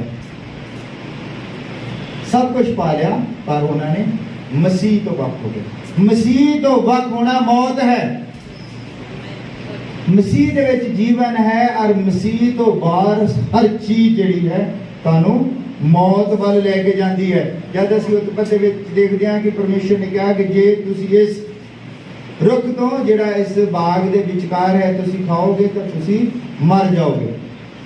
पर हुंदा की है ਉਤਪਤ 3 ਨੰਬਰ ਅਧਿਆਇ ਉਹਦੀ 7 ਐਤ ਦੇ ਵਿੱਚ ਕੀ ਹੁੰਦਾ? ਉਹਨਾਂ ਦੀਆਂ ਅੱਖਾਂ ਖੁੱਲ ਗਈਆਂ, ਮਰੇ ਨਹੀਂ ਉਹ, ਉਹਨਾਂ ਦੀਆਂ ਅੱਖਾਂ ਖੁੱਲ ਗਈਆਂ। ਪਰ ਕੀ ਸੀਗਾ? 2 ਤਰ੍ਹਾਂ ਦੀ ਮੌਤ ਹੈ, ਇੱਕ ਸਰੀਰ ਹੈ, ਇੱਕ ਆਤਮਿਕ ਹੈ। ਉਹ ਨਹੀਂ ਜਾਣਦੇ ਸਨ ਕਿ ਉਹ ਆਤਮਿਕ ਮੌਤ ਮਰ ਚੁੱਕੇ ਹਨ। ਜਦ ਬੰਦਾ ਮਸੀਹ ਤੋਂ ਵੱਖਰਾ ਹੋ ਜਾਂਦਾ ਹੈ, ਮਸੀਹ ਤੋਂ ਲਾਂਭੇ ਹੋ ਜਾਂਦਾ ਹੈ, ਤੇ ਉਹ ਬੰਦਾ ਜਿਉਂਦੇ ਜੀ ਵੀ ਮਰਿਆ ਹੀ ਹੁੰਦਾ ਹੈ। ਹਾਲੇਲੂਇਆ। ਕਿਉਂਕਿ ਉਹਨਾਂ ਨੂੰ ਇਹ ਪਤਾ ਨਹੀਂ ਸੀ ਕਿ ਆਤਮਿਕ ਮੌਤ ਕੀ ਹੁੰਦੀ ਹੈ, ਔਰ ਉਹਨਾਂ ਨੇ ਉਹ ਕਰ ਲਿਆ, ਔਰ ਉਹਨਾਂ ਨੇ ਮੌਤ ਲੈ ਕੇ ਆਂਦੀ। ਧਰਤੀ ਦੇ ਉੱਤੇ ਜਿਹੜੀ ਮੌਤ ਆਈ ਹੈ, ਇਹਦਾ ਕਰਤਾ ਸ਼ੈਤਾਨ ਹੈ। ਇਹਨੇ ਇਹ ਆਦਮ ਦੇ ਥਰੂ ਲੈ ਕੇ ਆਇਆ ਹੈ ਧਰਤੀ ਦੇ ਉੱਤੇ ਮੌਤ। ਆਦਮ ਔਰ ਹਵਾ ਨੇ ਸਭ ਕੁਝ ਪਾ ਲਿਆ, ਮਸੀਹ ਤੋਂ ਛੁੱਟ, ਉਹ ਮਸੀਹ ਤੋਂ ਲਾਂਭੇ ਹੋ ਗਏ। ਹੁਣ ਪਰਮੇਸ਼ਰ ਇਸ ਨੀਨਵੇ ਸ਼ਹਿਰ ਨੂੰ ਖਤਮ ਕਰਨ ਜਾ ਰਿਹਾ ਹੈ। ਤੁਹਾਨੂੰ ਇਹਦਾ ਕਾਰਨ ਪਤਾ ਲੱਗ ਗਿਆ ਕਿਉਂ ਖਤਮ ਕਰਨ ਜਾ ਰਿਹਾ? ਕਿਉਂਕਿ ਇਹ ਨੀਨਵੇ ਸ਼ਹਿਰ ਜਿਹੜਾ ਹੈ, ਇਹ ਕਿਸੇ ਹੋਰ ਚੀਜ਼ ਦੀ ਭਗਤੀ ਕਰਦਾ ਸੀ। ਇਹਨੇ ਉੱਤੇ ਨਿਮਰੋਦ ਦੀਆਂ ਮੂਰਤੀਆਂ ਬਣਾਈਆਂ ਸੀ। ਧਰਤੀ ਦੇ ਉੱਤੇ ਜਿੰਨੀਆਂ ਵੀ ਮੂਰਤੀਆਂ ਹਨ, ਜਿੰਨੀ ਵੀ ਭਗਤੀ ਹੁੰਦੀ ਹੈ ਮਸੀਹ ਤੋਂ ਛੁੱਟ, ਇਹ ਸਾਰੀ ਮਸੀਹ, ਇਹ ਜਿਹੜੀ ਸਾਰੀ ਇਸ ਮੂਰਤੀ ਪੂਜਾ ਦਾ ਜਿਹੜਾ ਪਿਤਾ ਹੈ ਉਹ ਨਿਮਰੋਦ ਹੈ। ਔਰ ਨਿਮਰੋਦ ਦੇ ਵਿੱਚ ਕੌਣ ਸੀ? ਸ਼ੈਤਾਨ। ਸ਼ੈਤਾਨ ਆਪਣੇ ਆਪ ਕੁਛ ਨਹੀਂ ਕਰਦਾ। ਜਦੋਂ ਆਦਮ ਔਰ ਹਵਾ ਦੇ ਕੋਲ ਆਇਆ ਤੇ ਉਹ ਸਰਪੈਂਟ ਦੇ ਵਿੱਚ ਵੜ ਗਿਆ। ਸਰਪੈਂਟ ਸੱਪ ਨਹੀਂ ਹੁੰਦਾ, ਸਰਪੈਂਟ ਉਹ ਜੀਵ ਹੁੰਦਾ ਹੈ ਜਿਹੜਾ ਤੁਰ ਫਿਰ ਸਕਦਾ ਹੈ। ਔਰ ਜਦ ਉਹਦੇ ਵਿੱਚ ਸ਼ੈਤਾਨ ਵੜਿਆ ਤੇ ਉਹ ਬੋਲਣ ਲੱਗ ਪਿਆ, ਉਹ ਬੋਲਣ ਲੱਗ ਪਿਆ, ਔਰ ਉਹਨੇ ਉਹਦੇ ਵਿੱਚ ਦੀ ਪਾਪ ਲੈ ਕੇ ਆਂਦਾ। ਔਰ ਜਿੱਦਾਂ ਹੀ ਉਹਦਾ ਕੰਮ ਹੋ ਗਿਆ, ਉਹਦਾ ਕੰਮ ਜੋ ਨੇ ਕਰਨਾ ਸੀ ਉਹ ਹੋ ਗਿਆ, ਔਰ ਉਸ ਤੋਂ ਬਾਅਦ ਉਹਨੇ ਸ਼ੈਤਾਨ ਨੂੰ ਖਤਮ ਕਰ ਦਿੱਤਾ, ਉਹਨੂੰ ਸਰਪੈਂਟ ਨੂੰ ਖਤਮ ਕਰ ਦਿੱਤਾ। ਜਿਹਨੂੰ ਵੀ ਸ਼ੈਤਾਨ ਨੇ ਇਸਤੇਮਾਲ ਕੀਤਾ ਹੈ, ਉਹ ਜਿਉਂਦਾ ਨਹੀਂ ਰਿਹਾ। ਯਹੂਦਾ ਇਸਕਰੀਓਤੀ ਨੂੰ ਨੇ ਇਸਤੇਮਾਲ ਕੀਤਾ। ਜਦ ਉਹਦਾ ਕੰਮ ਹੋ ਗਿਆ, ਜਿੱਦਾਂ ਹੀ ਉਹ ਮਸੀਹ ਨੂੰ ਸਲੀਬ ਤੱਕ ਲਿਆਉਣ ਦੇ ਵਿੱਚ ਕਾਮਯਾਬ ਹੋ ਗਿਆ, ਨਾਲ ਹੀ ਸ਼ੈਤਾਨ ਨੇ ਯਹੂਦਾ ਨੂੰ ਵੀ ਖਤਮ ਕਰ ਦਿੱਤਾ। ਔਰ ਉਹਦਾ ਕੰਮ ਹੈ ਬੰਦੇ ਤੋਂ ਭਗਤੀ ਕਰਾਉਣੀ। ਉਹ ਗਾਂ ਤੋਂ ਗਾਂ ਇਦਾਂ ਹੀ ਕੰਮ ਕਰਦਾ ਹੁੰਦਾ ਹੈ। ਜਦ ਉਸਨੇ ਇਸਰਾਇਲ ਦੇ ਖਿਲਾਫ ਈਜਬਲ ਨੂੰ ਖਤਮ ਕੀਤਾ, ਈਜਬਲ ਨੂੰ ਇਸਤੇਮਾਲ ਕੀਤਾ, ਔਰ ਈਜਬਲ ਨੂੰ ਮੂਰਤੀ ਪੂਜਾ ਸਥਾਪਿਤ ਕਰਵਾ ਕੇ ਜਦ ਪੂਰਾ ਇਸਰਾਇਲ ਜਿਹੜਾ ਹੈ ਉਹ ਮੂਰਤੀ ਪੂਜਾ ਵੱਲ ਚਲਾ ਗਿਆ, ਉਹਨੇ ਈਜਬਲ ਨੂੰ ਵੀ। ਤੁਸੀਂ ਸ਼ੈਤਾਨ ਦੇ ਹੱਥ ਦੇ ਹਥਿਆਰ ਨਹੀਂ ਬਣਨਾ ਹੈ। ਤੁਹਾਨੂੰ ਸਭ ਕੁਝ ਦਿੰਦਾ ਹੈ। ਈਜਬਲ ਨੂੰ ਰਾਣੀ ਬਣਾ ਦਿੰਦਾ ਹੈ, ਔਰ ਯਹੂਦਾ ਇਸਕਰੀਓਤੀ ਨੂੰ ਖਜ਼ਾਨਚੀ ਬਣਾ ਦਿੰਦਾ ਹੈ। ਧਰਤੀ ਦੀਆਂ ਸਾਰੀਆਂ ਹੀ ਚੀਜ਼ਾਂ ਤੁਹਾਨੂੰ ਸ਼ੈਤਾਨ ਦੇ ਸਕਦਾ ਹੈ, ਔਰ ਤੁਹਾਡੇ ਕੋਲ ਜੀਵਨ ਖੋਲੇਗਾ। ਦਿੰਦਾ ਕਾਦੇ ਬਦਲੇ ਹੈ? ਤੁਹਾਡੇ ਜੀਵਨ ਦੇ ਬਦਲੇ। ਤੁਹਾਡੇ ਤੋਂ ਜੀਵਨ ਲੈ ਲੈਂਦਾ ਹੈ ਸਭ ਕੁਝ ਦੇ ਕੇ। ਔਰ ਇੱਕ ਹੋਰ ਹੈ, ਭਾਵੇਂ ਤੁਸੀਂ ਗਰੀਬੀ ਦੇ ਵਿੱਚ ਹੋ, ਭਾਵੇਂ ਤੁਸੀਂ ਬਿਮਾਰੀ ਦੇ ਵਿੱਚ ਹੋ, ਅਗਰ ਤੁਸੀਂ ਮਸੀਹ ਨੂੰ ਆਪਣਾ ਜੀਵਨ ਦੇ ਦਿੰਦੇ, ਮਸੀਹ ਨੂੰ ਪਾ ਲੈਂਦੇ ਹੋ, ਭਾਵੇਂ ਬਰਕਤਾਂ ਨਾ ਹੋਣ, ਭਾਵੇਂ ਦੌਲਤਾਂ ਨਾ ਹੋਣ, ਭਾਵੇਂ ਬਿਮਾਰ ਹੋਵੋ, ਪਰ ਤੁਸੀਂ ਅਨੰਤ ਜੀਵਨ ਪਾ ਲੈਂਦੇ ਹੋ। ਕਿਉਂਕਿ ਅਨੰਤ ਜੀਵਨ ਮਸੀਹ ਦੇ ਵਿੱਚ ਹੈ, ਔਰ ਮਸੀਹ ਤੋਂ ਬਾਅਦ ਜੋ ਹੈ ਮੌਤ ਹੈ। ਔਰ ਪਰਮੇਸ਼ਰ ਇਸ ਨੀਨਵੇ ਸ਼ਹਿਰ ਨੂੰ ਬਚਾਉਣਾ ਚਾਹੁੰਦਾ ਸੀ, ਖਤਮ ਨਹੀਂ ਸੀ ਕਰਨਾ ਚਾਹੁੰਦਾ। ਔਰ ਇਹ ਗੱਲ ਯੋਨਾ ਨਬੀ ਵੀ ਜਾਣਦਾ ਸੀ। ਪਰਮੇਸ਼ਰ ਕਿਸੇ ਵੀ ਮਨੁੱਖ ਨੂੰ ਖਤਮ ਨਹੀਂ ਕਰਨਾ ਚਾਹੁੰਦਾ, ਔਰ ਉਸ ਤੋਂ ਪਹਿਲਾਂ ਉਹਦਾ ਵਚਨ ਹੁੰਦਾ ਹੈ ਕਿ ਮਨੁੱਖ ਜਿਹੜਾ ਹੈ ਉਹ ਤੋਬਾ ਕਰੇ। ਨੀਨਵੇ ਸ਼ਹਿਰ ਦੇ ਲੋਕਾਂ ਨੇ ਤੋਬਾ ਕੀਤੀ, ਉਹਦੇ ਉਸ ਵਚਨ ਨੂੰ ਪੂਰਾ ਕੀਤਾ ਜਿਹੜਾ ਵਚਨ ਹੈ ਕਿ ਮੇਰੇ ਸਨਮੁਖ ਤੇਰੇ ਲਈ ਕੋਈ ਦੂਜਾ ਦੇਵਤਾ ਨਾ ਹੋਵੇ। ਔਰ ਪਰਮੇਸ਼ਰ ਨੇ ਨੀਨਵੇ ਸ਼ਹਿਰ ਨੂੰ ਬਖਸ਼ ਦਿੱਤਾ। ਅਗਰ ਅੱਜ ਅਸੀਂ ਕੀ ਕਰਦੇ ਹਾਂ, ਅਸੀਂ ਵੀ ਉਸ ਰਾਜਧਾਨੀ ਵਰਗੇ ਸ਼ਹਿਰ ਦੇ ਵਿੱਚ ਰਹਿ ਰਹੇ ਹਾਂ। ਅੱਜ ਸਭ ਕੁਝ ਹੈ। ਅਸੀਂ ਉਸ ਯੁੱਗ ਦੇ ਵਿੱਚ ਰਹਿ ਰਹੇ ਹਾਂ ਜਿੱਥੇ ਅਸੀਂ ਖੂਹ ਦੇ ਵਿੱਚੋਂ ਪਾਣੀ ਭਰਨ ਤੋਂ ਲੈ ਕੇ ਸਰਕਾਰੀ ਟੂਟੀਆਂ ਤੱਕ ਆ ਗਏ ਹਾਂ। ਜਿੱਥੇ ਅਸੀਂ ਚਿੱਠੀਆਂ ਰਾਹੀਂ ਟੈਲੀਗ੍ਰਾਮਾਂ ਰਾਹੀਂ ਗੱਲਾਂ ਕਰਦੇ ਸੀ, ਅੱਜ ਅਸੀਂ ਇੰਟਰਨੈਟ ਦੇ ਵਿੱਚ ਆ ਗਏ। ਸਾਡੇ ਯੁੱਗ ਨਾਲੋਂ ਵਧੀਆ ਯੁੱਗ ਧਰਤੀ ਦੇ ਉੱਤੇ ਨਾ ਕਦੀ ਹੋਇਆ ਹੈ, ਨਾ ਕਦੀ ਹੋਵੇਗਾ। ਕਿਉਂਕਿ ਜਿਹੜੇ ਸਾਡੇ ਤੋਂ ਬਾਅਦ ਹੋਣਗੇ, ਭਾਵੇਂ ਉਹ ਤਰੱਕੀਆਂ ਦੀਆਂ ਬੁਲੰਦੀਆਂ ਦੇਖਣ, ਪਰ ਉਹ ਚੁੱਲ੍ਹਾ ਨਹੀਂ ਦੇਖਣਗੇ। ਉਹ ਨਲਕੇ ਦੇ ਕੋਲ ਜਾਣਗੇ ਤੇ ਦੇਖਣਗੇ ਗੇੜ ਕੇ ਕਿੰਨਾ ਪਾਣੀ ਕੱਢਦਾ ਉੱਥੇ। ਉਹ ਕਦੀ ਵੀ ਨਹੀਂ ਜਾਣ ਸਕਣਗੇ ਕਿ ਖੂਹ ਦੇ ਵਿੱਚੋਂ ਲੋਕੀ ਪਾਣੀ ਕੱਢ ਲੈਂਦੇ ਸੀਗੇ ਬਾਲਟੀ ਦੇ ਨਾਲ। ਸਾਡਾ ਜਿਹੜਾ ਯੁੱਗ ਹੈ, ਇਹ ਸਭ ਤੋਂ ਵਧੀਆ ਯੁੱਗ। ਅਸੀਂ ਸੁਨਹਿਰੀ ਯੁੱਗ ਦੇ ਵਿੱਚ ਰਹਿੰਦੇ ਆ। ਅਸੀਂ ਗੱਡੇ ਤੋਂ ਲੈ ਕੇ, ਜਿਹੜਾ ਗੱਡਾ ਹੁੰਦਾ ਸੀ ਜਿਹਨੂੰ ਖਿੱਚਦੇ ਸੀ, ਉਹਦੇ ਤੋਂ ਲੈ ਕੇ ਜਹਾਜ਼ ਤੱਕ ਦਾ ਸਫ਼ਰ ਕਰ ਸਕਦੇ ਹਾਂ। ਅਸੀਂ ਉਸ ਯੁੱਗ ਦੇ ਵਿੱਚ ਰਹਿੰਦੇ ਹਾਂ। ਅਸੀਂ ਕਿਸੇ ਵੀ ਤਰੀਕੇ ਦੇ ਨਾਲ ਧਰਤੀ ਦੀ ਕਿਸੇ ਵੀ ਜਨਰੇਸ਼ਨ ਨਾਲੋਂ ਘੱਟ ਨਹੀਂ ਆ। ਸਭ ਤੋਂ ਅਗਰ ਕੋਈ ਅਹਿਮ ਜਨਰੇਸ਼ਨ ਹੈ ਧਰਤੀ ਦੇ ਉੱਤੇ, ਉਹ ਸਾਡਾ ਯੁੱਗ ਹੈ। ਇਸ ਯੁੱਗ ਨੂੰ ਕਹਿੰਦੇ ਹੈ ਲਾਓਦੀਕਿਆ ਦਾ ਯੁੱਗ। ਲਾਓਦੀਕਿਆ ਦਾ ਯੁੱਗ। ਪਰ ਪ੍ਰਭੂ ਕਹਿੰਦਾ ਹੈ ਕਿ ਤੁਸੀਂ ਸੋਚਦੇ ਹੋ ਕਿ ਤੁਸੀਂ ਧਰਮੀ ਹੋ, ਤੁਸੀਂ ਸਭ ਕੁਝ ਪਾ ਲਿਆ ਹੈ, ਪਰ ਤੁਸੀਂ ਅੰਨੇ ਹੋ, ਕਿਉਂਕਿ ਤੁਸੀਂ ਮਸੀਹ ਨੂੰ ਨਹੀਂ ਦੇਖ ਸਕਦੇ। ਇਸ ਯੁੱਗ ਦੇ ਵਿੱਚ ਇਹ ਜਿਹੜਾ ਯੁੱਗ ਹੈ ਬਰਕਤਾਂ ਦਾ ਯੁੱਗ ਹੈ। ਅੱਜ ਪ੍ਰਚਾਰ ਵੀ ਬਰਕਤਾਂ ਦਾ ਹੀ ਹੈ। ਲੋਕੀ ਹਰ ਚੀਜ਼ ਨੂੰ ਪਾਉਣਾ ਚਾਹੁੰਦੇ। ਲੋਕ ਸੋਚਦੇ ਆ ਕਿ ਅਮਰੀਕਾ ਚਲੇ ਜਾਣਾ ਜਾਂ ਕੈਨੇਡਾ ਚਲੇ ਜਾਣਾ, ਇਹ ਕੀ ਹੈ? ਦੌਲਤ ਪਾਉਂਦੇ ਹਨ। ਇੱਕ ਪਾਸੋਂ ਦਾ ਅੰਨਾਪਨ ਹੈ, ਅੰਨਾਪਨ ਹੈ। ਇੱਕ ਪਾਸਟਰ ਸਾਹਿਬਾਨ ਦਾ ਮੈਨੂੰ ਕੱਲ ਫੋਨ ਆਇਆ, ਬੜੇ ਪਿਆਰੇ ਭਾਈ ਆ, ਕਹਿੰਦੇ ਕਿ ਮੈਨੂੰ ਜਰਮਨ ਤੋਂ ਆਫਰ ਆਈ ਹੈ ਕਿ ਤੁਸੀਂ ਆ ਕੇ ਇੱਥੇ ਮੇਰੇ ਨਾਲ ਬਿਜ਼ਨਸ ਕਰੋ। ਤੇ ਉਹਨਾਂ ਦਾ ਕੋਈ ਰਿਸ਼ਤੇਦਾਰ ਹੈ ਬਾਹਰ, ਉਹ ਕਹਿੰਦੇ ਕਿ 5-6 ਲੱਖ ਰੁਪਇਆ ਉਹ ਕਮਾ ਲੈਂਦੇ ਮਹੀਨੇ ਦਾ, ਉੱਥੇ ਉਹਨਾਂ ਦਾ ਰੈਸਟੋਰੈਂਟ ਹੈ। ਉਹ ਕਹਿੰਦੇ ਕਿ ਆਪਾਂ ਪਾਰਟਨਰਸ਼ਿਪ ਤੇ ਕੰਮ ਕਰ ਲਾਂਗੇ, ਤੂੰ ਵੀ 2.5-3 ਲੱਖ ਰੁਪਇਆ ਤੇ ਤੂੰ ਵੀ ਕਮਾ ਸਕਦਾ ਹੈ। ਔਰ ਉਹ ਮੈਨੂੰ ਕਹਿੰਦੇ ਵੀ ਤੁਸੀਂ ਮੈਨੂੰ ਕੋਈ ਸਲਾਹ ਦਿਓ, ਕਹਿੰਦੇ ਮੈਨੂੰ ਕੋਈ ਸਲਾਹ ਦਿਓ। ਮੈਂ ਕਿਹਾ ਕਿ ਦੇਖੋ ਤੁਹਾਡੇ ਕੋਲ ਸੰਗਤੀ ਹੈ, ਕਹਿੰਦੇ ਹਾਂ। ਮੈਂ ਕਿਹਾ ਕਿ ਭਾਈ ਭੈਣ ਤੁਹਾਨੂੰ ਪ੍ਰੇਮ ਕਰਦੇ ਆ, ਕਹਿੰਦੇ ਹਾਂ। ਮੈਂ ਕਿਹਾ ਤੁਸੀਂ ਦੁਨੀਆ ਦੀ ਸਾਰੀ ਦੌਲਤ ਕਮਾ ਲਓ, ਪਰ ਮਸੀਹੀ ਪ੍ਰੇਮ ਕਿਤੇ ਲੱਭ ਨਹੀਂ ਸਕਦੇ। ਮਸੀਹੀ ਪ੍ਰੇਮ ਨਹੀਂ ਕਿਤੇ ਲੱਭ ਸਕਦੇ। ਸਭ ਕੁਝ ਤੁਸੀਂ ਪਾ ਲਓਗੇ, ਤੁਸੀਂ ਮੈਂ ਕਿਹਾ 5-7 ਲੱਖ 10 ਲੱਖ ਰੁਪਇਆ ਵੀ ਕਮਾ ਲਓਗੇ। ਔਰ ਮੈਂ ਕਿਹਾ ਵੀ ਇੱਕ ਵਾਰ ਮੈਂ ਮਸੀਹੀ ਪ੍ਰੇਮ ਦੀ ਗੱਲ ਦੱਸਦਾ। ਇੱਕ ਵਾਰ ਮੈਂ ਕਿਸੇ ਦੇ ਘਰ ਗਿਆ, ਮੈਨੂੰ ਕਾਫੀ ਦੇਰ ਤੋਂ ਬੁਲਾ ਰਹੇ ਸੀ, ਮੈਂ ਕਿਸੇ ਦੇ ਘਰ ਗਿਆ। ਔਰ ਜਦੋਂ ਅਸੀਂ ਉੱਥੇ ਗਏ, ਉਹਨਾਂ ਨੇ ਤੇਲ ਲੈ ਕੇ ਦਰਵਾਜ਼ੇ ਤੇ ਖੜੇ ਸੀ, ਤੇਲ ਲੈ ਕੇ। ਔਰ ਭੈਣ ਕਹਿੰਦੀ ਸਾਨੂੰ ਵਿਸ਼ਵਾਸ ਹੀ ਨਹੀਂ ਹੋ ਰਿਹਾ ਤੁਸੀਂ ਸਾਡੇ ਘਰ ਆ ਗਏ ਹੋ। ਇਹ ਮਸੀਹੀ ਪ੍ਰੇਮ ਹੈ। ਜਦ ਤੁਸੀਂ ਮਸੀਹ ਦੇ ਪ੍ਰੇਮ ਦੇ ਵਿੱਚ ਆਪਸ ਵਿੱਚ ਵੱਧ ਜਾਂਦੇ ਹੋ, ਦੁਨੀਆ ਦੀ ਕਿਸੇ ਵੀ ਦੌਲਤ ਨਾਲੋਂ ਕਿਤੇ ਵੱਧ ਕੇ। ਤੁਸੀਂ ਅਮਰੀਕਾ ਜਾ ਸਕਦੇ ਹੋ, ਤੁਸੀਂ ਜਰਮਨ, ਲੰਡਨ, ਜਿੱਥੇ ਵੀ ਮਰਜ਼ੀ ਜਾਓ, ਪੈਸਾ ਕਮਾ ਸਕਦੇ ਹੋ, ਪਰ ਪ੍ਰੇਮ ਤੁਸੀਂ ਖੋ ਦੋਗੇ। ਔਰ ਪ੍ਰੇਮ ਮਸੀਹ ਦੇ ਵਿੱਚ ਹੈ। ਪ੍ਰੇਮ ਜਿਹੜਾ ਹੈ ਅਮੀਰੀ ਗਰੀਬੀ ਨਹੀਂ ਦੇਖਦਾ। ਪ੍ਰੇਮ ਜਿਹੜਾ ਹੈ ਉਹ ਮਸੀਹ ਦੇ ਵਿੱਚ ਹੈ। ਬਿਨਾ ਮਸੀਹ ਤੋਂ ਸਭ ਜਗ੍ਹਾ ਮੌਤ ਹੈ। ਔਰ ਜਦੋਂ ਉਹਦੇ ਨਾਲ ਮੈਂ ਇਹ ਗੱਲ ਕੀਤੀ, ਔਰ ਭਾਈ ਜਿਹੜਾ ਉਹ ਸੀਰੀਅਸ ਹੋ ਗਿਆ। ਇੱਕ ਹੋਰ ਭਾਈ ਹੈ, ਉਹ ਭਾਈ ਮੇਰੇ ਨਾਲ ਗੱਲ ਕਰਦਾ ਹੁੰਦਾ ਸੀ। ਉਹਨਾਂ ਦਾ ਵੀ ਰਿਸ਼ਤੇਦਾਰ ਬੜੇ ਅਮੀਰ ਆ। ਆ ਜਿਹੜੀ ਇੱਥੋਂ ਬੰਬੇ ਤੋਂ ਨਾਸਿਕ ਤੱਕ ਜਿਹੜਾ ਰੋਡ ਬਣ ਰਿਹਾ, ਉਹਨਾਂ ਦੇ ਰਿਸ਼ਤੇਦਾਰਾਂ ਦੇ ਕੋਲ ਠੇਕਾ ਹੈ। ਬਾਹਰੋਂ ਸਾਰੇ ਇੰਜੀਨੀਅਰ ਆ, ਗੋਰੇ ਇੰਜੀਨੀਅਰ ਸਭ ਕੁਝ।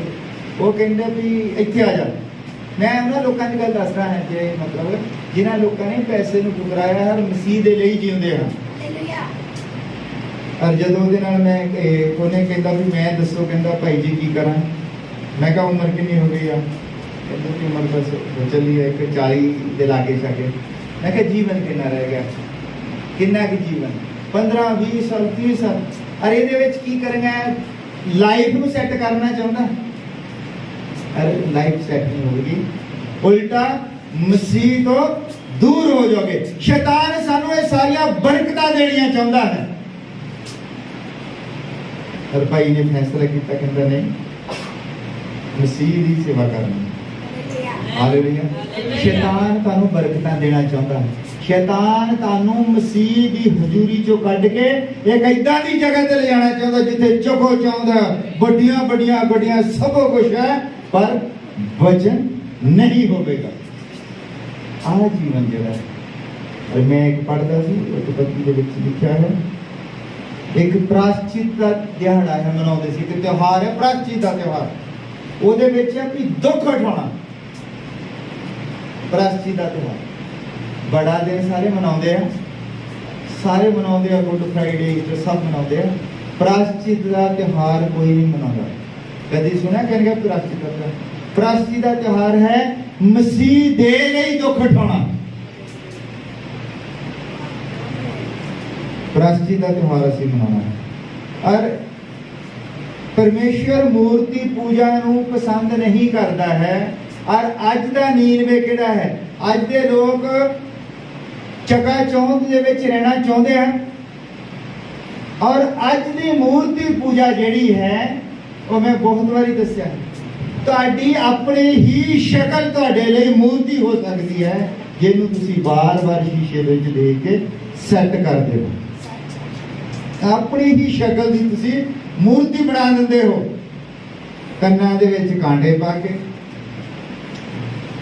गल दे विच चैन अपनी ही शक्ल की तुसीं मूर्ति बना दिंदे और उन्होंने फिर शीशे दे विच देखदे हो तुसीं अपनी ही भगती करदे हो अपनी भगती करदे हो अपनी ही भगती नहीं करनी है दूसरे की भगती करो और दूसरा कौन है परमेश्वर अपनी भगती करदे हो अपना ही आप सवारदे रहिंदे हो हुंदा की है कि शैतान तुहाडे ध्यान नूं भटकाउणा चाहुंदा तुहाडे ध्यान नूं भटकाउणा चाहुंदा जे तुसीं चर्च दे विच हो ते तुहाडी भगती होर नहीं होनी चाहिए तुसीं चर्च दे विच साडी भगती हो रहा तुसीं भगत हो ते तुसीं सदा भगती रहनी है तुहाडा जीवन भगती वाला होवे तुहाडे उत्ते मुसीबतां परेशानियां आउंदियां क्यों हन कि तुसीं चर्च दे विच तां भगती करदे हो पर जे तुसीं विआह दे विच चले जांदे हो ਜਾਂ ਤੁਸੀਂ ਕਿਸੇ ਮੇਲੇ ਦੇ ਵਿੱਚ ਚਲੇ ਜਾਂਦੇ ਹੋ ਕਿਸੇ ਰਿਸ਼ਤੇਦਾਰੀ ਦੇ ਵਿੱਚ ਚਲੇ ਜਾਂਦੇ ਹੋ ਤੇ ਤੁਹਾਡੀ ਭਗਤੀ ਚੇਂਜ ਹੋ ਜਾਂਦੀ ਹੈ ਤੁਸੀਂ ਭਗਤੀ ਨੂੰ ਭੁੱਲ ਜਾਂਦੇ ਹੋ ਉੱਥੇ ਜਾ ਕੇ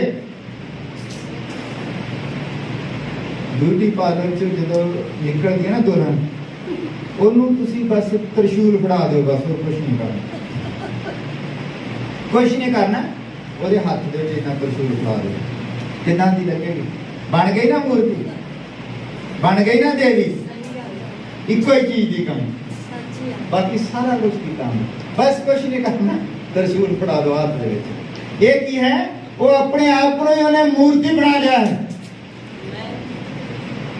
परमेश्वर मूर्ति पूजा को पसंद नहीं करता है और परमेश्वर उस एक चीज दे लिए कि लोग उत्थे मूर्ति पूजा करते सी उन्होंने खत्म करना चाह रहे पर जो उन्होंने तौबा की परमेश्वर दयालु परमेश्वर है परमेश्वर जिहड़ा है वो मन जाने वाला परमेश्वर है पर जब उन्हें लोगों को पता लग गया राजे ने अपना सारा नॉलेज राजा ताज पा के बैठा हीरिया का हार वगैरह सब कुछ पाया होगा उन्हें सब कुछ तोड़ दिता उन्हें पता है कि ये सब कुछ ताही काम आवेगा जब मैं जिंदा रहा करना मौत आ रही है 40 दिन बाद और वो जीना चाहता सी जीवन पाना चाहता सी उन्हें सब कुछ ला के उतर मारिया तप्पड़ पा लिया तप्पड़ जानते की होंगे तप्पड़ जिहड़ा सियालां नूं झोटियां दे उत्ते पाउंदे आ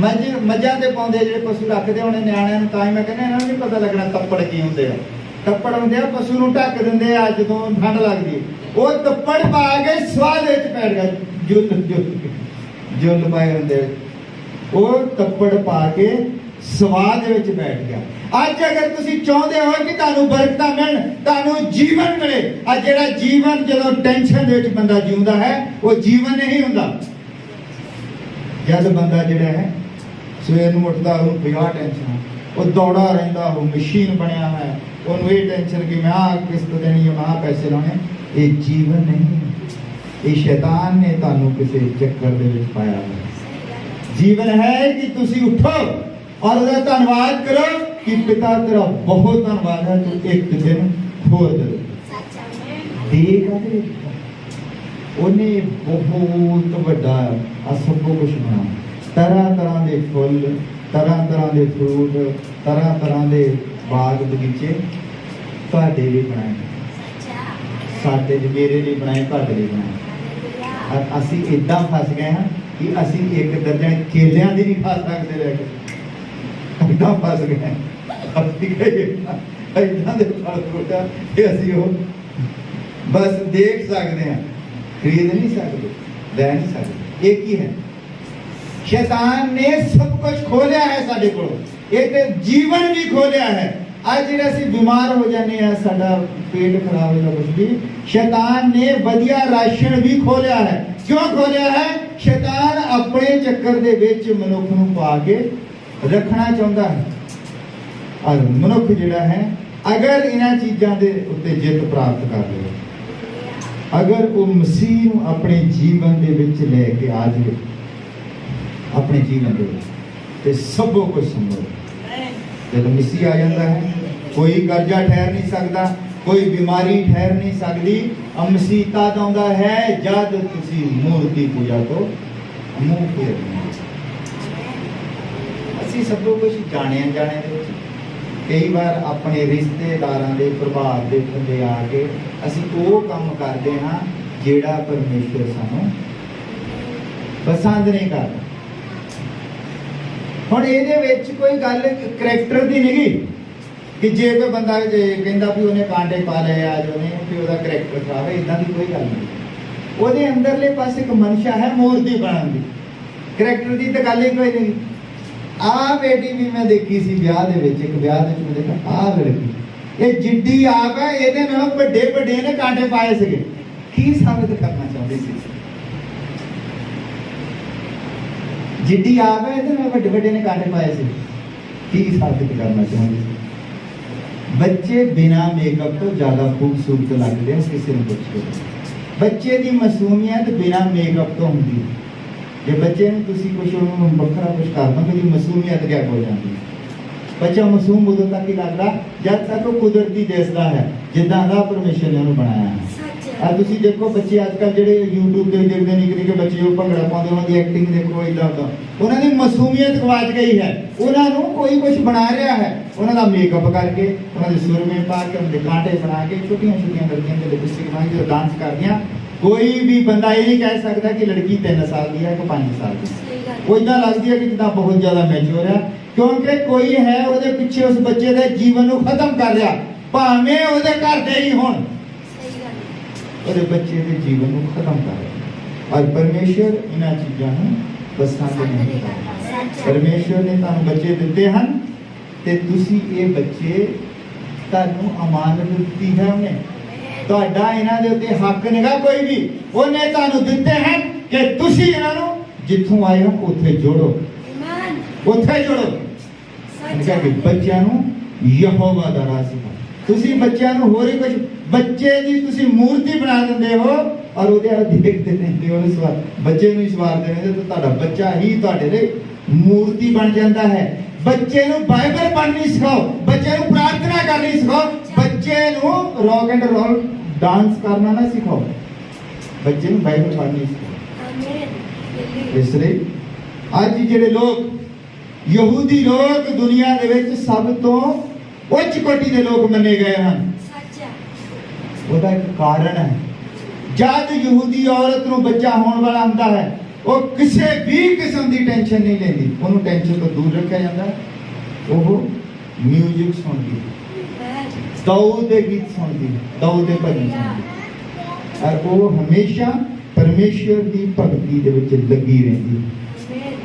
ਉਹਨੂੰ ਪਤਾ ਹੈ ਕਿ ਪਰਮੇਸ਼ਰ ਦਾ ਜੀਵਨ ਆ ਰਿਹਾ, ਬੰਦਾ ਪਰਮੇਸ਼ਰ ਦੇ ਸਰੂਪ ਦੇ ਉੱਤੇ ਬਣਿਆ ਹੋਇਆ ਹੈ, ਪਰਮੇਸ਼ਰ ਦਾ ਜੀਵਨ ਆ ਰਿਹਾ ਹੈ, ਤਾਂ ਉਹਨੇ ਉਹਨੂੰ ਪਰਮੇਸ਼ਰ ਦੇ ਵਰਗਾ ਬਣਾ ਕੇ ਪਰਮੇਸ਼ਰ ਨੂੰ ਦੁਬਾਰਾ ਸੌਂਪਣਾ ਹੈ।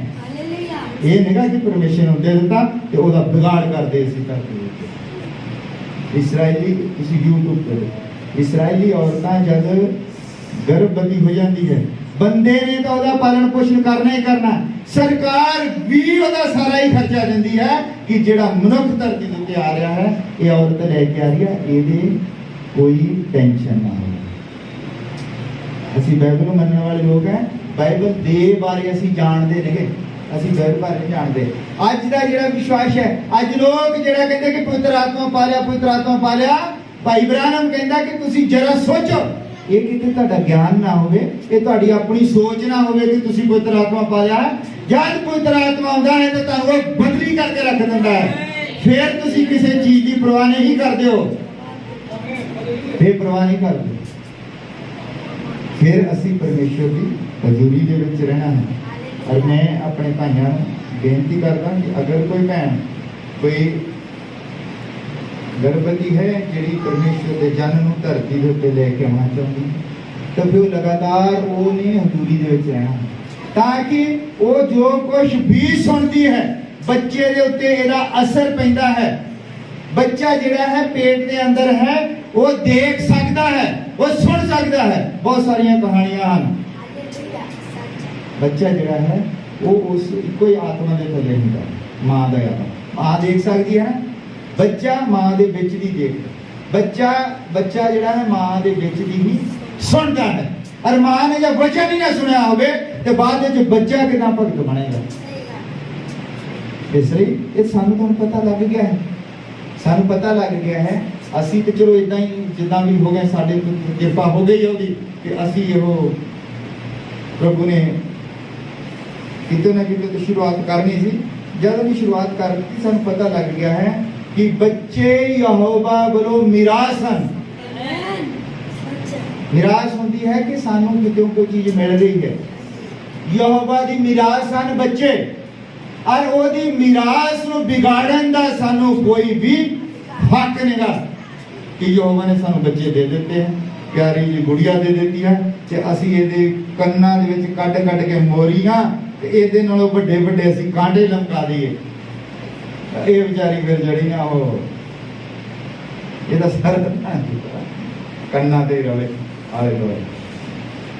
ਏਦਾਂ ਨਹੀਂ ਹੈ। ਬੱਚੇ ਜਿਹੜੇ ਹੁੰਦੇ ਆ ਇੱਕ ਪ੍ਰਗਤੀ ਵੱਲੋਂ ਵਧ ਰਹੇ ਨੇ। ਬੱਚਿਆਂ ਨੇ ਕੋਸ਼ਿਸ਼ ਕਰਨਾ ਹੁੰਦਾ ਤਾਂ अगर लड़की थोड़ी देर तक ये भूल जाए कि मैं लड़की हाँ तो सफल हो जाएगी और अपने आप को सवारी जाएगी कन्ना वाल बाला वाल वो लगी रहेगी तो वो कभी सफल नहीं होगी। इस्राएल के विच सब तो बाद जो सैनिक हैं लड़कियां हैं सैनिक युद्ध के मैदान में लड़कियां लड़दियां। अगर वो अपने आप में सोचन कि मैं तो लड़कियां एडे कांटे पा के उन्हें रखने तो वो फिर युद्ध नहीं लड़ सकती। ये लड़कियां भी युद्ध के मैदान के विच हन। इन्होंने हर वक्त युद्ध लड़ना है और इन्होंने मनुखा वांगू ही रहना पैना। तुसी देख लो जिन्नियां भी लड़कियां जिहड़ियां वो सफल हैं और उन्हां दी इंटरव्यू लैंदे आ कि तेरी सफलता दा राज वो कहती कि मेरे माँ प्यो ने मैनू लड़कियां वांगू पालिया है, मैनू एहसास ही नहीं होने दिता कि मैं कोई लड़की हाँ। वो सफल लड़कियां पर जिहड़ियां लड़कियां नू माँ प्यो बचपन दे विच ही नक च मोरी कढ दो, इहदे कन्नां दे विच मोरी कढ दो, इहनू कांटे बना के दे दो, इहदे कन्नां गल दे विच बड़ी सारी चैन पा दो, एक भी लड़की उदां दी सफल नहीं होगी क्योंकि ओदा ध्यान लड़की ने ध्यान लाना है बाहरले पासे। संसार की कर रहा है, कौन की कर रहा है, मैं कितना सफल होना है, मैं कितना रहना है, पर ओदा सारा ध्यान बाहरले पासे बंद हो के सारा ही ध्यान ओदा शीशे दे विच वड़िया रहिंदा है कि मैं प्यार कितना हूं, मैं लोकां नूं कितना चंगी लगना। तुसी लोकां नूं चंगे नहीं लग सकते जद तक तुसी परमेश्वर नूं नहीं चंगे लगदे। जब तुसी परमेश्वर नूं चंगे लगदे हो ते परमेश्वर तुहानूं बुलंदियां ते लेके चलेगा, फिर तुसी चंगे लगदे हो। जे तुसी दुनिया नूं चंगे लगोगे तो उत्थे की होवेगा, तुसी किसे एक बंदे नूं चंगे लगोगे। बहुत कड़वा शब्द है। जब तुसी दुनिया नूं चंगे लगण की कोशिश करोगे तुसी किसे एक मनुख नूं चंगे लग जाओगे और मनुख तुहानूं बर्बाद कर देगा।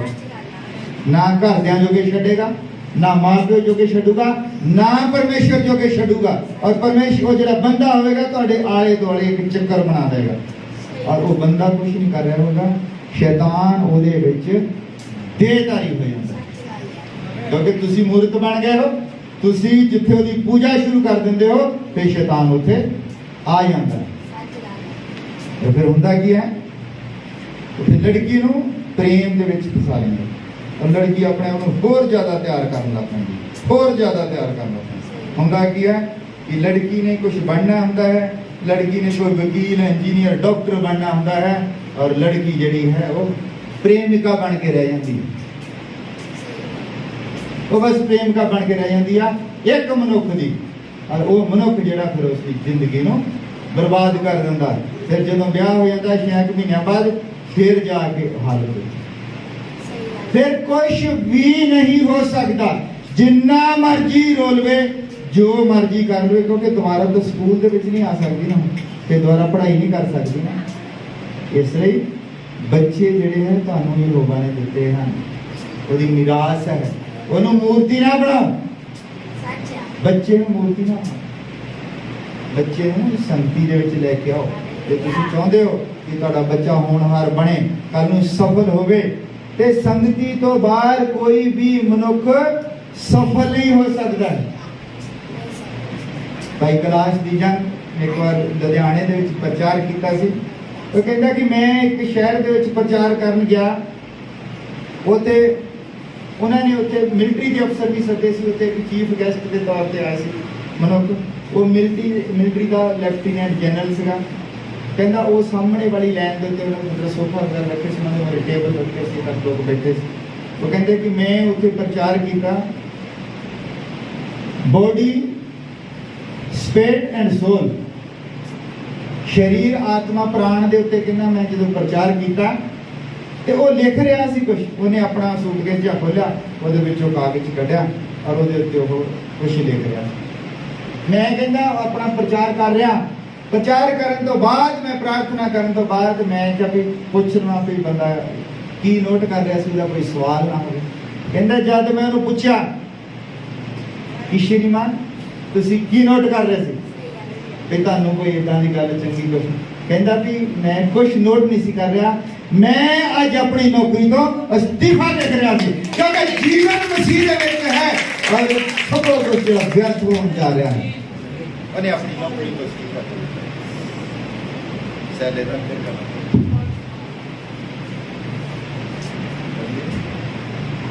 ਹਾਲੇਲੂਇਆ।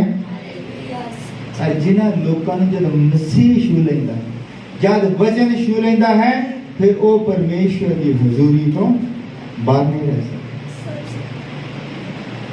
ਫਿਰ ਉਹਨਾਂ ਨੂੰ ਪੈਸੇ, ਧਨ, ਦੌਲਤ ਕੁਛ ਵੀ ਉਹਨਾਂ ਦੇ ਆੜੇ ਨਹੀਂ। ਸਾਡੇ ਭਾਰਤ ਦੇ ਸਾਧੂ ਸੁੰਦਰ ਸਿੰਘ ਬੜੇ ਵਧੀਆ ਪਰਿਵਾਰ ਦੇ ਅਮੀਰ ਘਰਾਣੇ ਦੇ ਸੀਗੇ, ਔਰ ਕਨਵੈਂਟ ਸਕੂਲ ਦੇ ਵਿੱਚ ਪੜ੍ਹਨ ਲੱਗ ਪਏ। ਉੱਥੇ ਪ੍ਰਾਰਥਨਾ ਹੁੰਦੀ ਸੀਗੀ, ਰੋਜ਼ ਇਹ ਪ੍ਰਾਰਥਨਾ ਹੁੰਦੀ ਸੀ, ਇਹ ਸਾਡੇ ਪਿਤਾ ਤੂੰ ਜੋ ਸਵਰਗ ਤੇ ਹੈ, ਤੇਰਾ ਨਾਮ ਪਵਿੱਤਰ ਮੰਨਿਆ ਜਾਵੇ।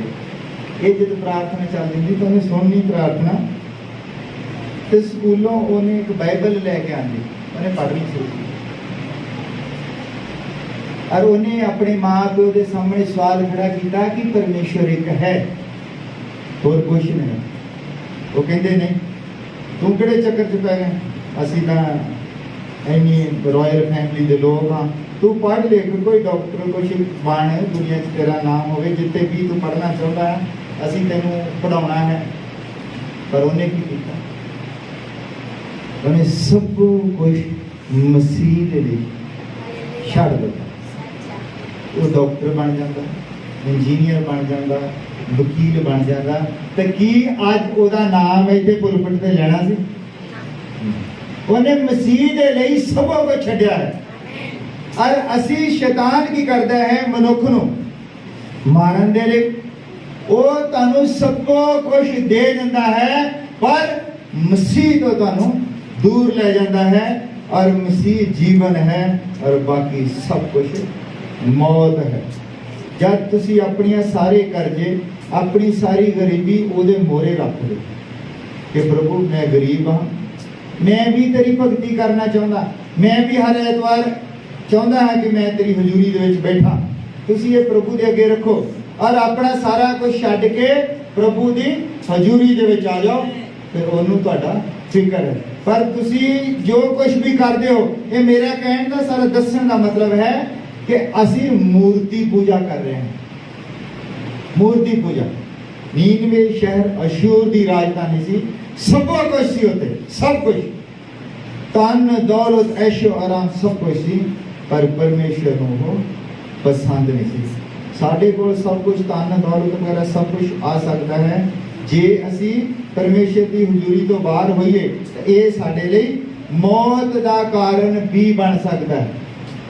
इसलिए असी परमेश्वर की भगती करनी है, भगती दे विच रहिंदे हुए मेहनत करनी, भगती दे विच रहिंदे हुए मेहनत करनी है, फिर प्रभु तुहानूं सफल बनाएगा। तुसी अपने सारा जीवन भर सारा रात दिन मेहनत करके जिन्ना मर्जी पैसा इकट्ठा कर लो, एक दिन तुहाडे जीवन दे विच इदां दा आ जांदा है, सारा ही पैसा वो धो के ले जांदा है, ना सेहत रहिंदी है फिर ना पैसा,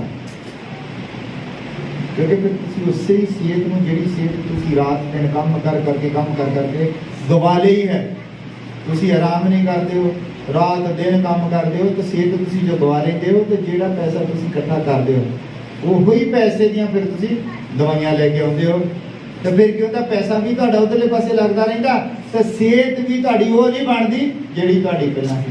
इसलिए शरीर नूं 6 दिन वरतो रज के मेहनत करो, एक दिन पूरा फिर आराम करो, सवेरे उठ के नहाओ धोवो, वधिया खाओ पिओ, परमेश्वर की हजूरी दे जाओ, ताकि जिहड़ी तुहाडी सेहत है वो भी बरकरार रहे।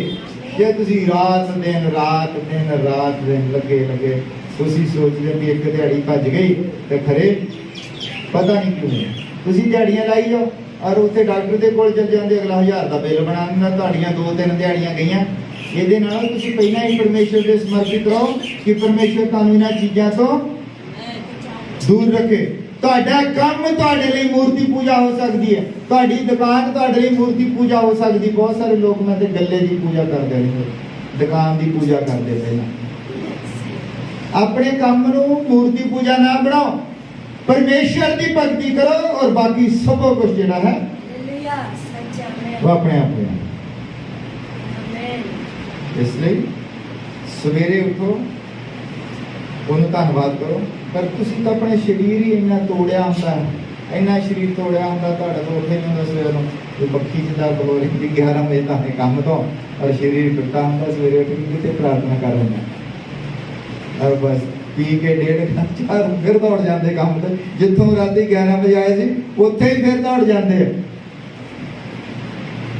ये जीवन हैगा, ये जीवन थोड़ी है, ये तो एक हिसाब दा किसी दे थल्ले आ गया जिहड़ा तुहानूं दड़ाई करदा, चल काम ते चल काम ते चल काम ते।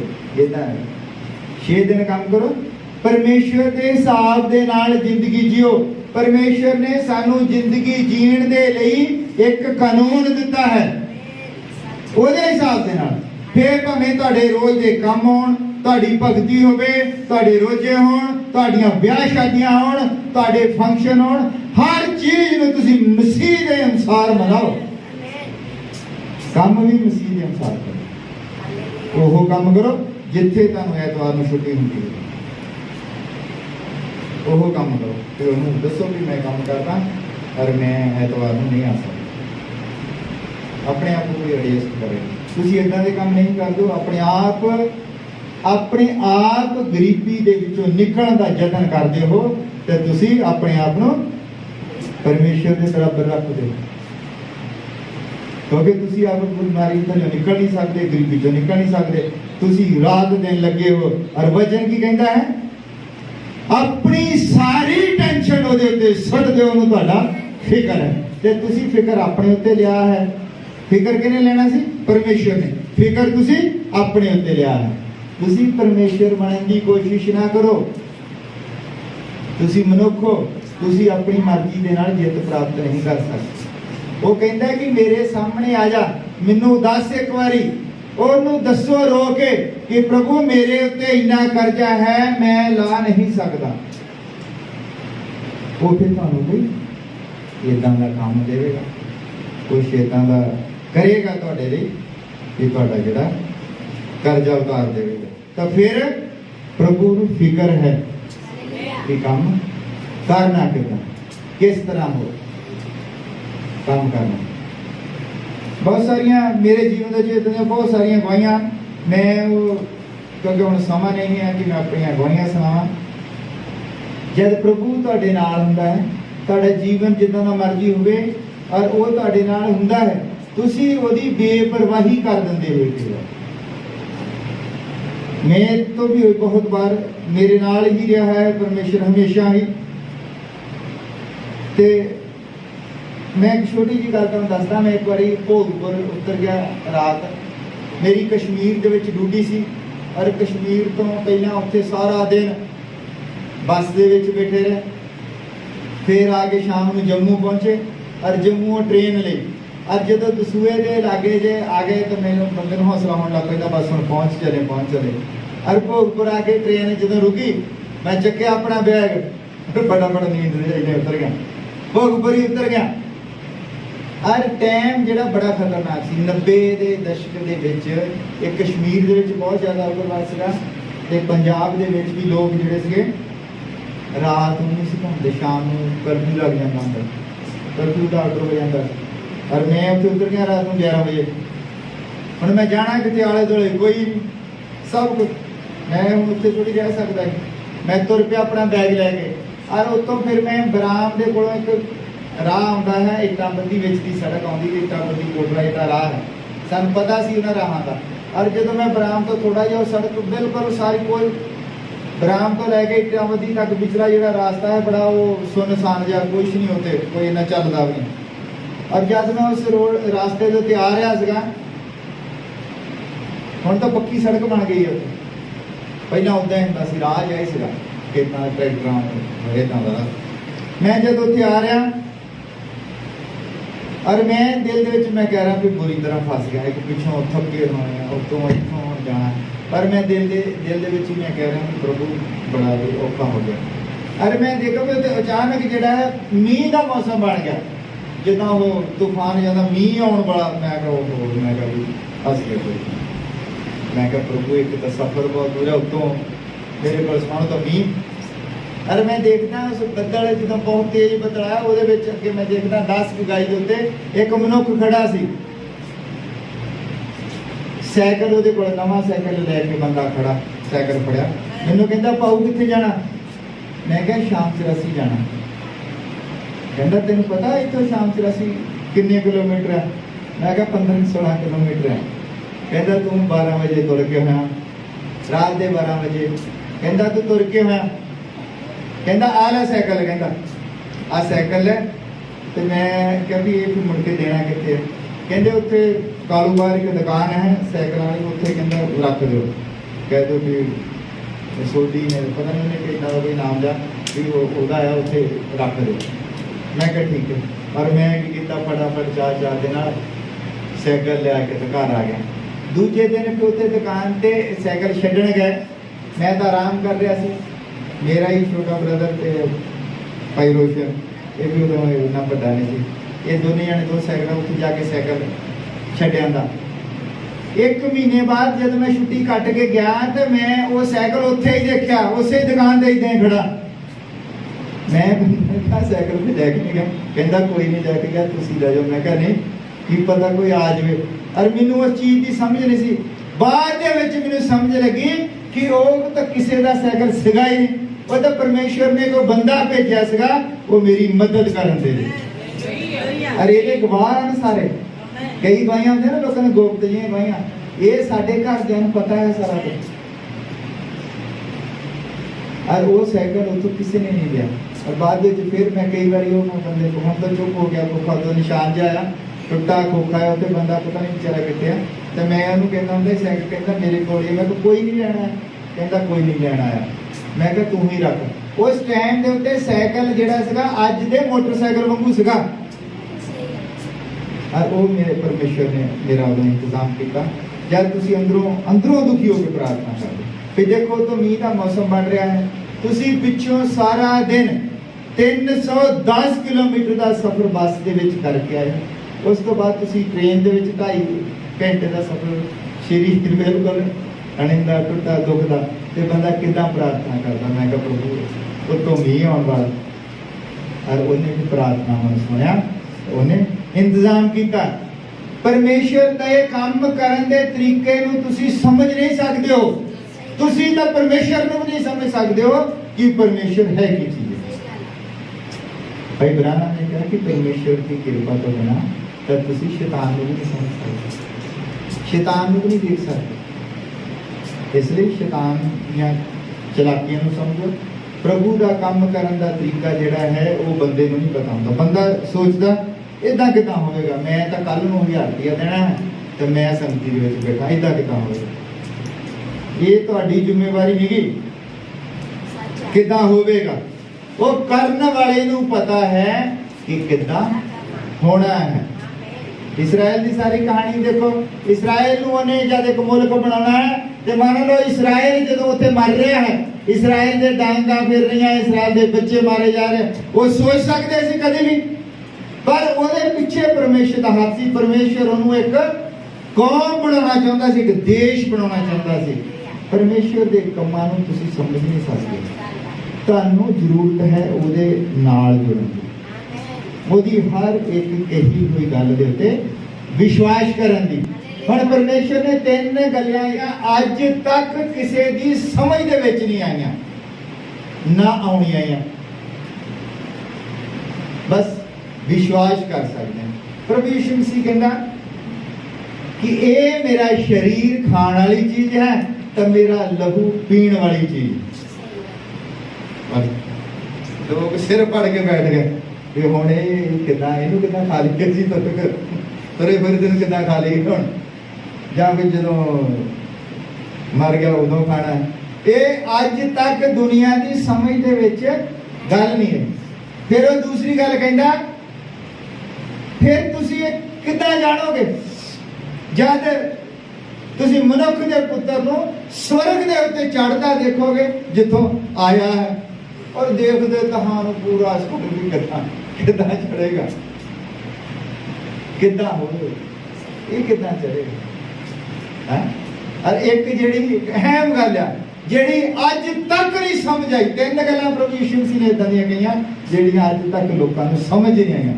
ਉਹ ਕਹਿੰਦਾ ਤੁਹਾਨੂੰ ਨਵੇਂ ਸਿਰੇ ਤੋਂ ਜਨਮ ਲੈਣਾ ਪੈਣਾ। ਉਹ ਕਹਿੰਦੇ ਹੋ ਇਹ ਕਿੱਦਾਂ, ਹੁਣ ਜਨਮ ਲੈ ਲਿਆ, ਨਵੇਂ ਸਿਰੇ ਤੋਂ ਕਿੱਦਾਂ ਜਨਮ ਲੈਣਾ। ਔਰ ਉੱਥੇ ਬੜੇ ਉਹ ਸਮਝਦਾਰ ਬੰਦੇ, ਉਹ ਕਹਿੰਦਾ ਵੀ ਮੈਂ ਹੁਣ 50 ਸਾਲ ਦਾ ਹੋ ਗਿਆ, ਮੈਂ ਹੁਣ ਕਿੱਦਾਂ ਨਵੇਂ ਸਿਰੇ ਤੋਂ ਜਨਮ। ਇਹ 3 ਗੱਲਾਂ ਜਿਹੜੀਆਂ ਪ੍ਰਭੂ ਯਿਸੂ ਮਸੀਹ ਨੇ ਉੱਥੇ ਕੀਤੀਆਂ ਅੱਜ ਤੱਕ ਨਹੀਂ ਸਮਝ ਆਈਆਂ ਕਿਸੇ ਨੂੰ, ਔਰ ਨਾ ਹੀ ਇਹ ਸਮਝ ਆਉਣੀਆਂ। ਇਹਨਾਂ ਦੀ ਵਿਆਖਿਆ ਕੀਤੀ ਨਹੀਂ ਜਾ ਸਕਦੀ, ਬਸ ਵਿਸ਼ਵਾਸ ਕੀਤਾ ਜਾ ਸਕਦਾ ਕਿ ਉਹਨੇ ਕਿਹਾ ਹੈ ਤਾਂ ਇਦਾਂ ਹੀ ਹੈ। ਇਹਦੀ ਵਿਆਖਿਆ ਨਹੀਂ ਕੀਤੀ ਜਾ ਸਕਦੀ। ਕੋਈ ਵੀ ਬੰਦਾ ਇਹ ਸਮਝਾ ਨਹੀਂ ਸਕਦਾ ਕਿ ਪਰਮੇਸ਼ਰ ਨੂੰ ਖਾਣਾ ਕਿੱਦਾਂ ਤੇ ਉਹਦੇ ਲਹੂ ਨੂੰ ਪੀਣਾ ਕਿੱਦਾਂ, ਸਮਝਾ ਸਕਦਾ ਵੀ ਨਹੀਂ। ਪਰ ਇਹਨੂੰ ਆਪਣੇ ਆਪ ਹੀ ਤੁਸੀਂ ਆਪਣੇ ਅੰਦਰ ਹੀ ਪ੍ਰਾਰਥਨਾ ਸਹਿਤ ਸਮਝ ਸਕਦੇ ਹੋ, ਤੁਸੀਂ ਸਮਝ ਜਾਂਦੇ ਹੋ, ਪਰ ਤੁਸੀਂ ਇਹ ਸਮਝਾ ਨਹੀਂ ਸਕਦੇ, ਕਿਸੇ ਨੂੰ ਸਮਝਾ ਨਹੀਂ ਸਕਦੇ। ਆਪ ਤਾਂ ਸਮਝ ਲੈਂਦੇ, ਸਾਨੂੰ ਅੰਦਰਲੇ ਪਾਸੇ ਪਤਾ ਹੈ ਇਹ ਕੀ ਚੀਜ਼ ਹੈ, ਪਰ ਤੁਸੀਂ ਸਮਝਾ ਨਹੀਂ ਸਕਦੇ। ਨਵੇਂ ਸਿਰੋਂ ਜਨਮ ਲੈਣਾ ਇਹ ਸਾਡਾ ਆਪਣਾ ਐਕਸਪੀਰੀਅੰਸ ਹੈ, ਆਪਣਾ ਤਜਰਬਾ ਹੈ, ਇਹ ਤੁਸੀਂ ਹਾਸਿਲ ਕਰ ਸਕਦੇ ਹੋ, ਪਰ ਕਿਸੇ ਨੂੰ ਸਮਝਾ ਨਹੀਂ ਸਕਦੇ। ਪ੍ਰਭੂ ਯਿਸੂ ਮਸੀਹ ਸਵਰਗ ਤੋਂ ਆਇਆ ਹੈ ਤੇ ਸਵਰਗ ਤੇ ਹੀ ਵਾਪਸ ਚੜ ਗਿਆ ਹੈ, ਇਹ ਅਸੀਂ ਅੰਦਰਲੇ ਪਾਸੇ ਜਾਣ ਸਕਦੇ ਹਾਂ, ਸਮਝਾ ਨਹੀਂ ਸਕਦੇ। ਉਹਦੇ ਬਚਨ, ਉਹਦੇ ਕੰਮਾਂ ਨੂੰ ਤੁਸੀਂ ਆਪ ਜਾਣ ਸਕਦੇ ਹੋ, ਸਮਝਾ ਨਹੀਂ ਸਕਦੇ। ਇਸ ਲਈ ਇਹ ਮੂਰਤੀ ਪੂਜਾ ਜਿਹੜੀ ਹੈ ਤੁਸੀਂ ਆਪਣੇ ਆਪ ਅੰਦਰਲੇ ਪਾਸੇ ਜਾਣ ਸਕਦੇ ਹੋ। ਜਦ ਤੁਹਾਨੂੰ ਕੋਈ ਤਰਾਤਮਾ ਛੂੰਹਦਾ ਹੈ, ਤੁਸੀਂ ਕਿਸੇ ਨੂੰ ਸਮਝਾ ਨਹੀਂ ਸਕਦੇ। ਮੰਨ ਲਓ ਇਸ ਲੜਕੀ ਨੂੰ ਮੈਂ ਸਮਝਾਉਣਾ ਸ਼ੁਰੂ ਕਰ ਦਵਾਂ ਕਿ ਤੂੰ ਮੂਰਤੀ ਨਾ ਬਣ, ਇਹ ਪਰਮੇਸ਼ਵਰ ਦੇ ਲਈ ਘਿਨਾਉਣਾ ਕੰਮ, ਇਹਨੂੰ ਸਮਝਾ ਨਹੀਂ ਸਕਦੇ। ਉਲਟਾ ਇਹ ਕਰੇਗੀ, ਲੈ ਦੱਸ ਉਹ ਲੈ ਇਹ ਕਾਂਡਾ ਕਿਤੇ ਰਾਹ ਚੜ ਚੱਲਿਆ ਜਦ ਮੈਂ ਸਵਰਗ ਨੂੰ ਜਾਣਾ, ਕੋਕਾ ਕਿਤੇ ਰਾਜ ਫਸ ਚੱਲਿਆ, ਭਲਾ ਕੋਕੇ ਦੇ ਨਾਲ ਕੀ ਹੋ ਜਾਣਾ, ਤੋ ਐਵੇਂ ਹੀ ਲੱਗੇ ਕਹਿਣਾ। ਪਰ ਇਹਦੇ ਪਿੱਛੇ ਸਮਝ ਸਕਦੇ ਆ, ਹੀ ਸਮਝਾ ਨਹੀਂ ਸਕਦੇ। ਤਾਂ ये एक वादा की धरती दे विच प्रवेश करना है और जिथे वो उदा दे ही तुहानू लेना चाहता है जिन्ना दे उन्हें तुहानू भेजिया सी। एक भी मोरी वाधू हो गई वो चेक करेगा और रिजेक्ट हो गया ये मोरी हुई। एक भी मोरी वाधू नहीं देखनी चाहता, ये छड़ दो मोरियां बंद हो जानी अपने आप। वाधू एक भी मोरी नक च कान च वाधू मोरी उन्हें चेक करनी है, अगे नहीं जा सकता। जिन्ना मर्जी धार्मिक जीवन जियो, जिन्ना मर्जी तुसी चीका मार मार के प्रार्थना कर लो, जो मर्जी कर लो, रोजे रख लो, पर जे तुसी वचन नूं नहीं समझते सब कुछ ना शैतान तुहानू नाश करन तो सिवा कुछ भी नहीं दे सकता। वो करता की है कि तुहानू वधिया चीज क्यों देनी चाहता है। जिस तरह मैं बहुत बारी दस्या है कि जब कुत्ते नूं मारना हुंदा है तो वो देसी घे दा कड़ाह बनाउंदे हैं, पर ਉਹਦੇ अंदरले पासे मौत होंदी है लपेट के रखी ਉਹਨੂੰ कुचला कहते। और जब वो खा लेंदा है ਉਹਦੀ ਵਧੀਆ ਸਮੈਲ देख के कुत्ता नूं लपक लेंदा है तो अंदरले पासे जाके वो फट जाती है दवाई। फिर ਉਹਦਾ की हाल हुंदा है, फिर ਉਹਨੂੰ बचा नहीं सकता, वो इधरों उधर दौड़ा फिरदा है। आकर फिर जीव जी कट के वो डिग पैंदा है और ਉਹਨੂੰ ਭੁਲੇਖੇ ਦੇ ਨਾਲ ਮਾਰਦਾ। ਇਦਾਂ ਹੀ ਮਸੀਹੀ ਬੰਦੇ ਨੂੰ ਸ਼ੈਤਾਨ ਸਿੱਧਾ ਜੇ ਕਹੇ ਮੇਰੀ ਭਗਤੀ ਕਰ ਤੇ ਬੰਦਾ ਜਿਹੜਾ ਹੈ ਉਹ ਕਦੀ ਵੀ ਨਹੀਂ ਕਰੇਗਾ। शैतान बंदे नूं भुलेखे दे विच पा के मारना चाहता है। शैतान नूं पता है कि परमेश्वर नूं केड़ी चीज पसंद नहीं है, ओहो ही काम तुहाडे तो शैतान करवावेगा जेड़े परमेश्वर नूं पसंद नहीं है। पर पता है कि जब ये परमेश्वर दी ना पसंद वाले काम करेगा ते नरक की है परमेश्वर दी ना पसंद। ये मूर्ति पूजा ही तुहानू जेड़ा है एक दिन खत्म कर। और मूर्ति पूजा तुहाडा काम भी हो सकता, तुहाडी दिहाड़ी भी हो सकती, मूर्ति पूजा तुहाडा गल्ला हो सकता है, मूर्ति पूजा तुहाडे बच्चे हो सकते हैं, मूर्ति पूजा तुहाडा पति हो सकता है, मूर्ति पूजा दे विच तुहाडी पत्नी हो सकती है। तुसीं सिर्फ पहल मसीह नूं देनी है, उस तो बाद सब कुछ। और मैं बेनती करदा कि जिहड़े लोग मसीही लोग हैं वो भाईओ भैणों मसीही होने का नमूना भी दो। जे किसी ब्याह में जाते हो जरूरी नहीं कि उत्थे जाके तुसी फिर सारे ही जे तुसी मान लो कि साल भर साडे खानदान दे विच किते ब्याह नहीं है और तुसी माड़ी जी तुसी लिपस्टिक लाउणी हुंदी है, तुसी सारा फिर साल लाई नहीं ना और फिर इन्नी मोटी ओहदे ते परत चलाउंदे सारे साल दी कोई दिन चलाउणी। ਜਿਹੜੇ ਤੁਸੀਂ ਨਿੱਕੇ ਨਿੱਕੇ ਬੰਦੇ ਵਗੈਰਾ ਕਰਨਾ ਚ ਪਾਉਣ ਤੋਂ ਪਰਹੇਜ਼ ਕੀਤਾ ਉਹ ਸਾਰਿਆਂ ਦੇ ਭਾਰ ਦੇ ਵੱਡੇ ਵੱਡੇ ਕਾਂਡੇ ਇੱਕੋ ਹੀ ਦਿਨ ਪਾਉਣੇ ਹਨ, ਕਿਉਂਕਿ ਸਾਲ ਭਰ ਤਾਂ ਲਾਉਣ ਨਹੀਂ ਦਿੱਤਾ ਗਿਆ ਨੇ, ਸਾਲ ਭਰ ਸਭ ਡਰਦੇ ਰਹੇ। ਅੱਜ ਵਿਆਹ ਆ ਤੇ ਅੱਜ ਮੈਂ ਸਾਰੀਆਂ ਸ਼ਿਕਾਇਤਾਂ ਕੱਢ ਲੈਣੀਆਂ ਤੇ ਹੋਣਾ ਕੀ ਹੈ ਕੁਛ ਨਹੀਂ। ਉਹ ਤੁਹਾਡੀ 1 ਸਾਲ ਦੀ ਪੂਰੀ ਭਗਤੀ ਜਿਹੜੀ ਹੈ ਉਹ ਖੂਹ ਚ ਡਿੱਗ ਜਾਏ। ਇਸ ਲਈ ਜੇ ਭਗਤੀ ਕਰਦੇ ਹੋ ਤਾਂ ਭਗਤੀ ਕਰੋ। जे भगती करने नूं जी नहीं करता, मेरा बहुत बारी मन कहना हुंदा भी मैं कह देवां, पर फिर मैं कहना हुंदा भी किते सच्ची ना मान जान सीरियस ना ले जान कि जे भगती करने नूं जी नहीं करता तो ना आओ चर्च। ये कहना भी जी नहीं करता, पास्टर साहब ने कहा जिदन जी नहीं करता उदन ना आओ भी अज जी नहीं करता अज नहीं जाना। पर जिदन नहीं जी करता वो शैतान तुहानू रोकना चाहता उदण भी आना है, उदण तो जरूर आना है जिदण तुहाडे किते भी बुखार चढ़िया है उदण जरूर आना है। इसलिए परमेश्वर मूर्ति पूजा नू पसंद नहीं करता है। हालेलुया, उसका वचन है कूच बीर 3 अध्याय की 5 अध्याय दे विच लिखा है कि मेरे सन्मुख तेरे लिए कोई दूजा देवता ना होवे। और जे होया तो फिर करदा की है ये मैं तुहानू पढ़ के दस देना है। पढ़ो देखो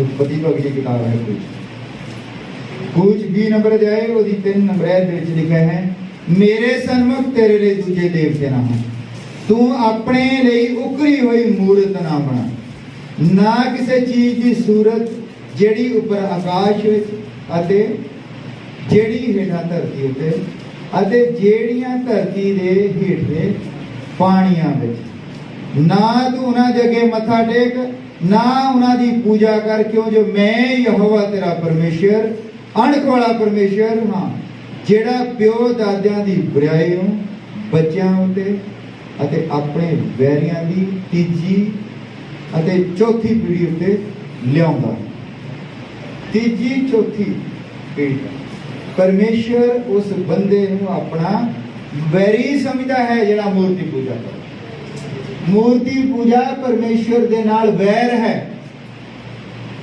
पाप की है पाप है की है परमेश्वर दे नाल वैर है परमेश्वर दे राज नूं राज नहीं समझना है अपनी स्वै इच्छा दे नाल जीना पाप है परमेश्वर की इच्छा दे नाल जियो मूर्ति पूजा ना करो मूर्ति पूजा तुसी ये सारे कह सकते असीं तो मूर्ति पूजा करते हैं असीं किहड़ा किसी मंदिर दे विच जाके मत्था टेकदे हां पर मूर्ति पूजा का एक दूजा रूप भी है कि तुसी अपने आप की ही मूर्ति बना के ओनू 700 बार शीशे दे विच देखदे रहिंदे सारी जगह इधरों की आना कई बार तो शीशे रसोई दे विच ही लगे रसोई के दरवाजे के पीछे शीशे लगे मैं देखे उसे काम कर मतलब तड़का भी लाई जाना तो देखते जाना बेडरूम च शीशा बेड़े च शीशा मतलब कि हर जगह शीशा अपने ही आप मूर्ति बना के ओदी पूजा करने को भी परमेश्वर पसंद नहीं करता आओ असी खड़े हो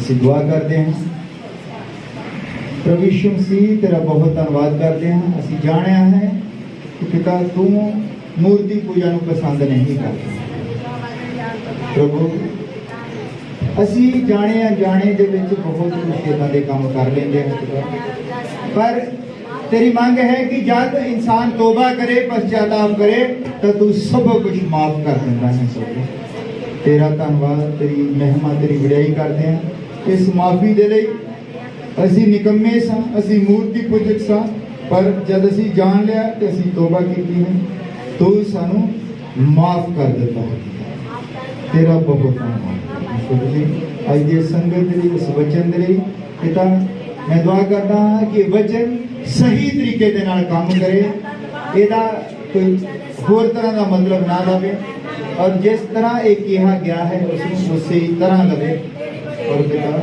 तो कृपा कर संभाल तो प्रभु तेरा शुक्र करते हैं तेरा काम तेरी महिमा तेरी विजय इस सब का सभी तेरा बहुत धन्यवाद करते हैं।